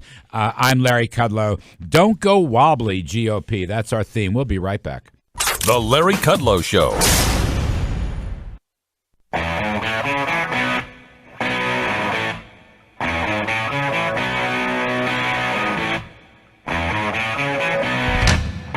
Free market capitalism is the best path to prosperity. You're listening to The Larry Kudlow Show. Welcome back, everybody. I'm Larry Kudlow. This is The Larry Kudlow Show. Talking to David Malpass, former Reagan Treasury advisor, president of Encima Global today, and John Tamny is the editor of Real Clear Markets and Forbes Opinions. John Tamny, reading your article the other day, and it's a thought that I've always had. Why do you think it is that politicians in general, and in this election Mitt Romney, just don't come out for a strong king dollar? Why do you think that is? What are they afraid of exactly? It's a funny. That is the ultimate mystery. I'll never understand that one because it's undeniably good. I mean, here's a chance for Rahman to say, "Hey guys, markets didn't fail. Oil's not scarce. Your dollar's cheap. Your government has eviscerated your paycheck. I'm going to change that with a new stance."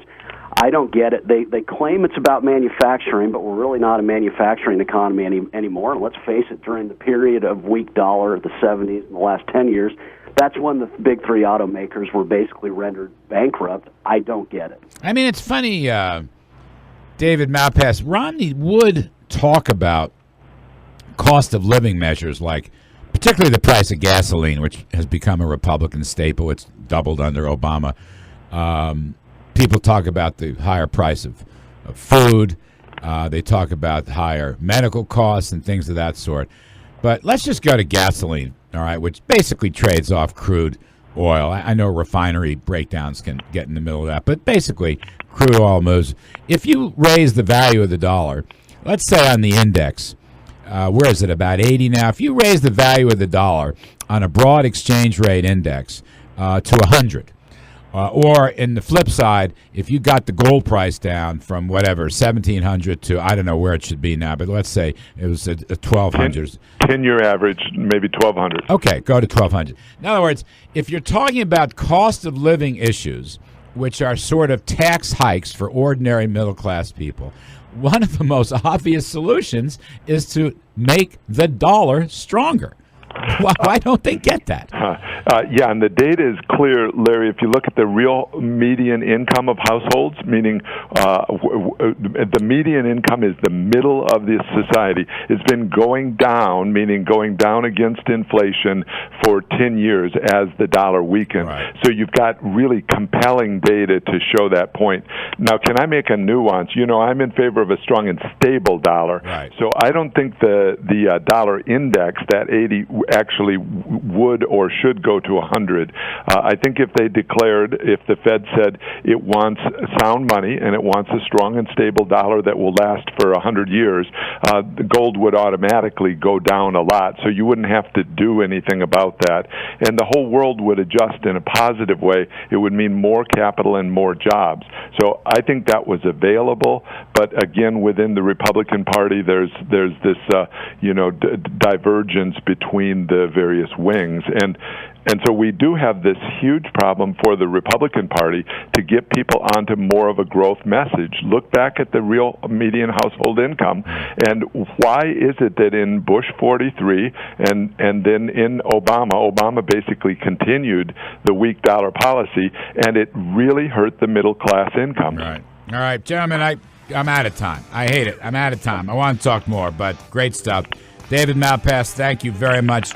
John Tamny, thank you very much. Folks, stay with us. I'm Larry Kudlow. We're going to have our Money Politics panel coming up on the other side of the break.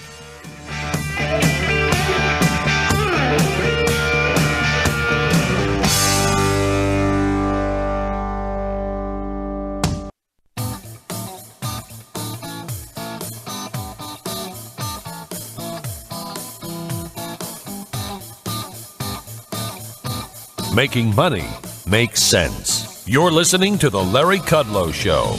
Welcome back, everybody. I'm Larry Kudlow. This is The Larry Kudlow Show. By the way, join us during the week. CNBC, The Kudlow Report, 7 to 8 p.m. Eastern Time. We go to our famous Money Politics panel. Today we have Jim Pethokoukis, economics columnist at the American Enterprise Institute and CNBC contributor. Tony Fratto is the managing director of Hamilton Place Strategies, former White House Deputy Press Secretary, and Steve Moore, Wall Street Journal editorial board member, senior economics writer, and the author of the new book, Who's the Fairest of Them All? Okay, so Steve Moore, you guys are pretty tough today in the editorial this morning regarding Obama's intentions on the tax cliff.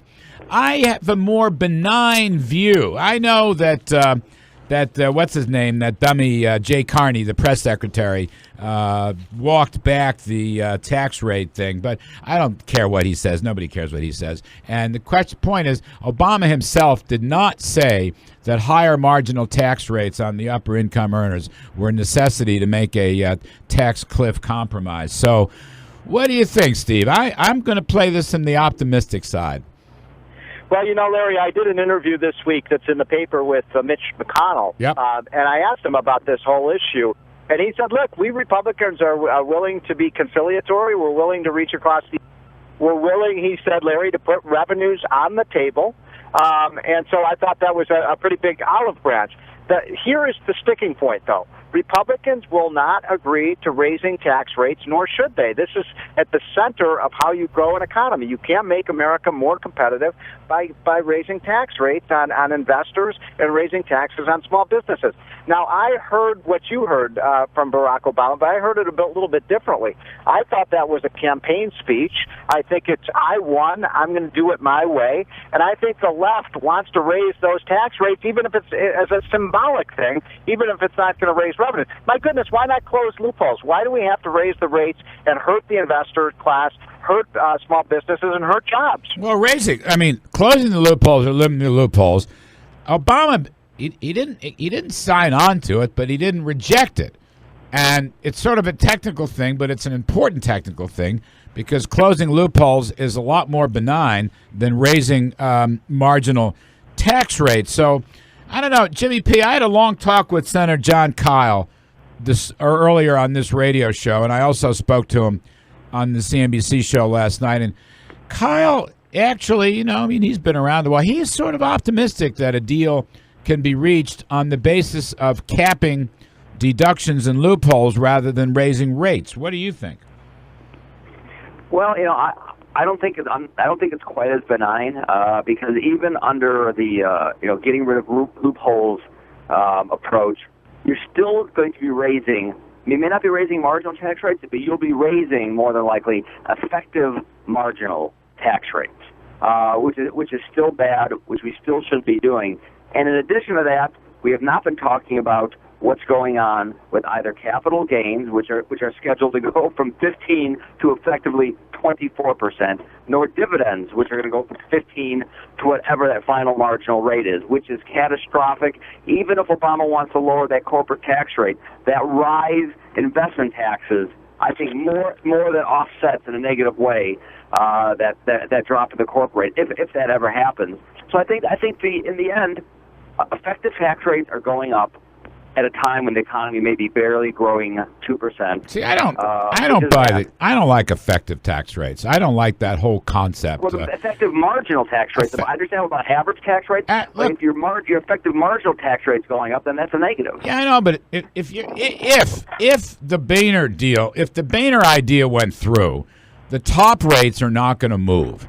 Neither will the capital gains rate. Neither will the dividend rate. What would move is a sort of Mitt Romney lid or limit to tax deductions. All right, call them loopholes, whatever. But that doesn't bother me. I mean, look, if tax receipts as a share of GDP go up, which is what might happen here, if that's a growth factor, I don't care. If that's what you mean by effective taxes, I don't agree with you. No, I don't. It's marginal tax. It's the tax rate on the extra dollar earned and invested. That's all I've ever cared about. Right. But that last dollar, that rate on that last dollar is not purely a function of the marginal tax rate. It's part of the effective tax rate because it's also influenced by the tax breaks. And I think, did the president say he was willing to keep the investment taxes at 15%? I don't think I heard him say that. Well, he didn't say that. He didn't say a lot of things, Tony Fratto. That's the problem with this game. And it was a campaign. There's no question it was a campaign appearance. I mean, the guy doesn't get economics. He never will. I think he just sees it in purely political terms. And your pal, Tony Fratto, your protege, Paul Krugman in the New York Times, Krugman writes yesterday that we should let all the Bush tax cuts expire. Let them all expire and take a recession if we don't raise the tax on the top 1%. Now, just as an aside, is that just the stupidest gosh darn thing you've ever heard? This from a Nobel Prize winner, for Christ's sakes. Yeah.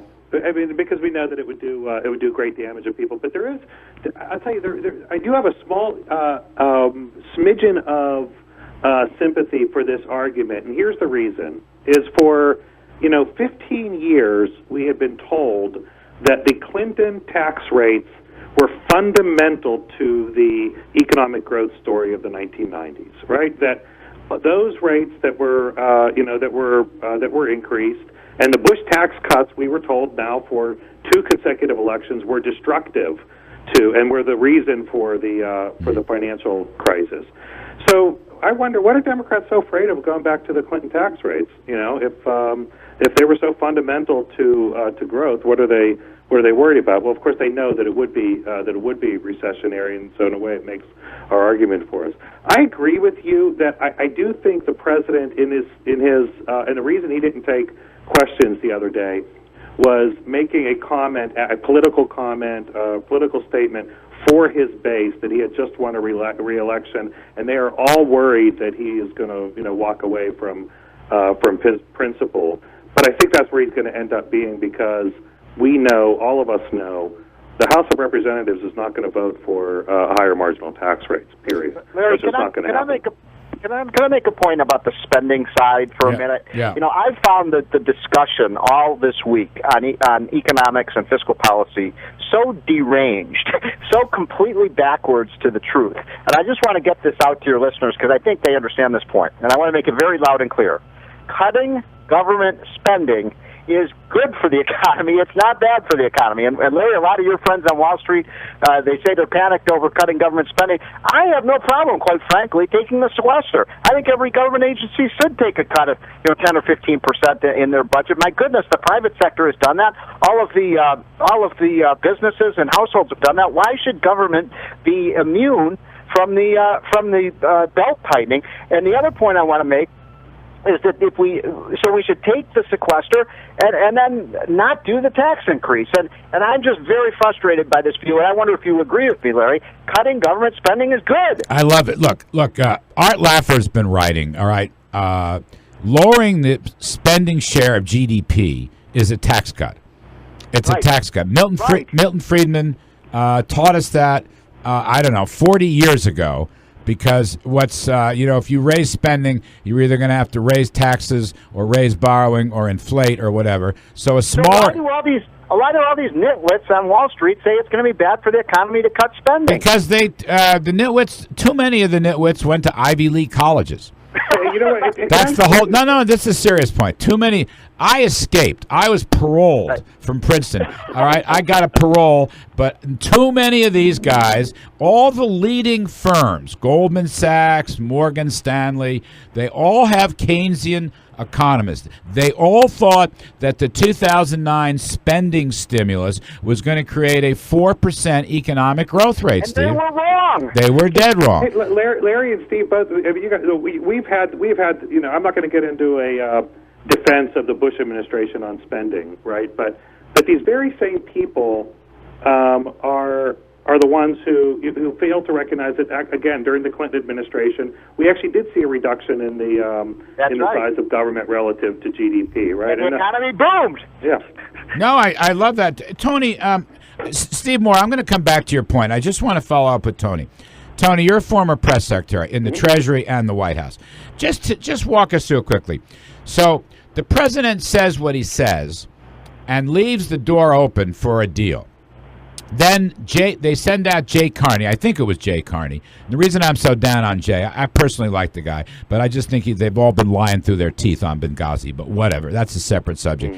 So, how does that work? In other words, do you as the press secretary or deputy press secretary, you get called in? Does the chief of staff call you, or does the president call you and say, I want you to go out and reframe this or clarify this? How does that work? Yeah, I mean, I know I got that call a lot.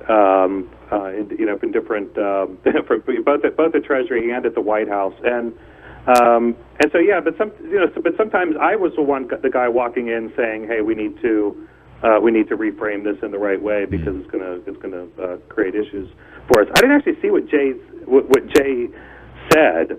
Are you saying that he walked back the president's non-commitment to rate cuts? I missed that. Yesterday's show, last night's show. It's reported in the Wall Street Journal editorial this morning. I missed it. I assume it happened because it wouldn't have been reported in the editorial. But I just don't know that I'm going to pay any mind to that. I mean, I just don't know what that means. But you're saying that these things happen all the time. They happen all the time, yeah. All right. Yeah. Jimmy P., I want to go back to Steve Moore's point on spending. I asked John Kyle, Senator Kyle, I asked him last night on the CNBC show, and I asked him today on the radio show. He believes, Jimmy, that even a reordering, you can still get $100 billion or more in spending cuts. He believes that. He says it's not hard, no problem. We're going to get that done. What do you make of that? Well, that's great. That's great. They can reorder these and still get these spending cuts. As Steve said, and just generally, if we can move more of our country's resources out of the public sector, where it's going to be unproductive, to the private sector, I agree. That's good for growth. I think the lesson from the European austerity is not that spending cuts are bad, so much that when you have a weak economy or economy in a recession, that you start cranking up tax rates, which they have. At least half of that austerity in Europe has then come from higher taxes. That's bad. That's bad for growth. So I think let's keep these spending cuts. Maybe change them around. I frankly don't want to see Defense Department slashed.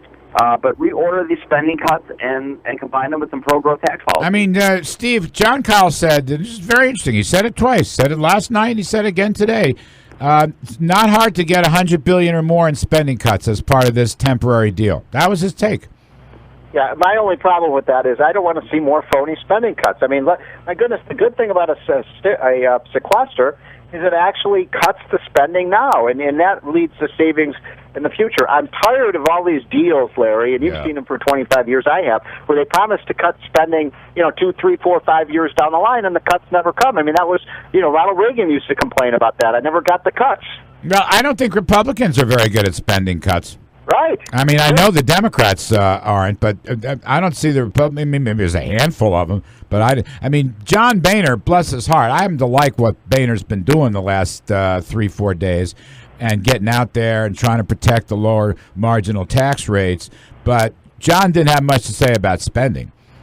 Nobody had much to say about spending. They never have much to say about spending. In fact, they want to spend more, not less. Right? Spending. You don't cut spending, Tony Fratto. What you do is you lower the growth rate. You take the growth rate down a little bit. That's all. You don't really cut it. No, that's not. You're right. I mean, you're right about that. I mean, but look, I'll tell you, Larry. I mean, we like I said, we get criticized in the Bush administration on spending, and we get it from the outsiders. But what really burns is when we hear it from guys on the Hill, right? Who were, who never wanted us to veto one of their spending bills. Right, President Bush on the Hill. No, President Bush told me that. I asked him several times in interviews why he didn't veto, and he said because none of his own party would support him. Yeah. What I'm suggesting is Republicans should basically, if the Democrats won't deal, say, okay, we'll take these cuts. I mean, you think these Democrats want to see these cuts in all of their programs? I think it's the one card Republicans have. That these cuts are going to happen in these programs unless we get a deal. Those social programs and defense programs. Yes. Jimmy P., you don't like the defense cuts. That's because you've been working at the American Enterprise Institute. You got all those hawks over there at AEI, but actually, there's a lot of waste, fraud, and abuse in the Pentagon. There's a lot of... Larry, I have visions of new combat systems swirling in my head. I know. That's what they do over there. God bless them. But, I've often said that the Pentagon, and this is a little unfair, but the Pentagon is HHS with, fruit salad on their jackets. I mean, it's so much of that spending is welfare-oriented spending. It's retirement spending. It's health care spending. It's social welfare spending. I mean, I don't know if you ever looked inside the Pentagon budget. It isn't just a bunch of missiles and drones and stuff like that. I got to take a quick break. We're going to come back with our panel. Jim Pethakuka, Steve Moore, Tony Fratto. I'm Larry Kudlow. Please stay with us. More Larry Kudlow next.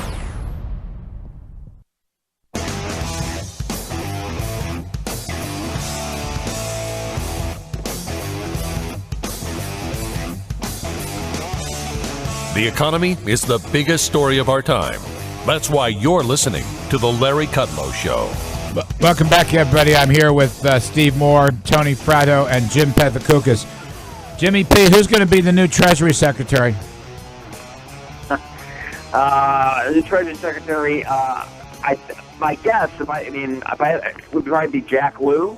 And if this second term is going to be about budget deals and budget negotiations rather than financial crisis, and he's probably not a bad guy. People are going to criticize him because he does have a big bank background with Citigroup, but he also has a budget budget government background. So that would be my best guess. So I'd love to hear what Tony thinks. What? Well, go ahead, Tony, because I got another name. But go ahead, Tony. You have an idea who's going to? I think it'll be I think the budget is going to be a relatively short-term issue, and I think it'd be a mistake to put Jack Lew in that job. I don't think he fills it. I think it would be weak on the international side. But I'll tell you who I really think they're going to go with. It'd be easy to confirm. It would be a historic move, and I think it's Lael Brainerd. And I think this administration is going to want to have more focus on the international side. Who? The Secretary Lael Brainerd, the Undersecretary for International Affairs. What about Larry Fink from? And I think Larry Fink is a strong candidate who fills both bills. I mean, Larry Fink would be very interesting. Yeah. Would be very interesting. A lot of Wall Street support. He is a Democrat. That brings me to this, Steve Moore. Speaking of Wall Street, since we've now bludgeoned all the Wall Street economists who don't understand why spending cuts is bad because they all went to the wrong Eastern schools. Right. You know, Wall Street has this view, and I must say my own network is developing this view, which I don't particularly like, and that is that the election is really a mandate to work together. Okay, that's not so bad. But that Wall Street wants politicians to, quote, rise above partisanship in order to, fix the fiscal cliff and fix entitlements and fix everything. Not distinguishing between positions, just rise above it and get a deal. Now, to me, that could be a prescription for a disaster. Yeah, look, a bad deal is much worse than no deal at all. Right. That's why I keep saying, look, just go for the sequester. I mean, we haven't cut spending in this town in 10 years, and this idea that the Republicans have to go back to their basic principles and say, look, we're not against cutting, raising these tax rates because we want to protect rich people. We want to protect jobs. We want to make the economy grow. And I just pray that John Boehner and Mitch McConnell stick to their principles on that, even if they lose, because the Republican Party has to stand for tax reform and lower tax rates and growth. And I love what our friend Art Laffer said. I asked him the day after the election, what should Republicans do? You know what he said, Larry? Double down on growth. Right. Well, I wrote my column is "Don't Go Wobbly." I mean, I think this is no time to go wobbly. I think Arthur's right. Double down on growth. The question is, Jimmy P., is this a deal-making Congress or not? I mean, we're only 4 or 5 days after the election. Is it, in fact, a deal-making Congress, or is it just going to go back to what it was? Well, I think they have some deal-making leaders in Congress, but again, you have still a lot of these Tea Party folks, right? Conservatives. Right. I got to jump. Listen, okay. I'm sorry, I got to jump. Jimmy Pethokoukis, Steve Moore, Tony Fratto. CNBC Kudlow Report, 7 to 8 p.m. Eastern Time every evening, Monday through Friday. I'm Larry Kudlow. Thanks, everybody. See you next weekend.